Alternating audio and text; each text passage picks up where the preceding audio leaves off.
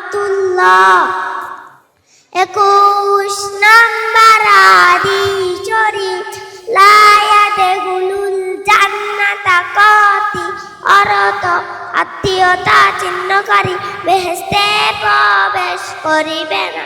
22 number হাদিস শরীফ, আয-যুলমু যুলুমাতুহি ইয়াউমাল কিয়ামা, জুলুম কিয়ামতের দিন ভীষণ অন্ধকার হইয়া দেখা দিবেন।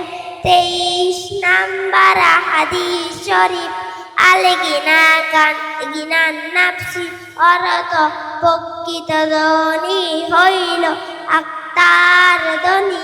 24 নাম্বার হাদিস শরীফ, কুল্লু বিদাতিন দলালা অর্থ প্রত্যেক বিদাত গুমরাহি বা পথভ্রষ্টতা।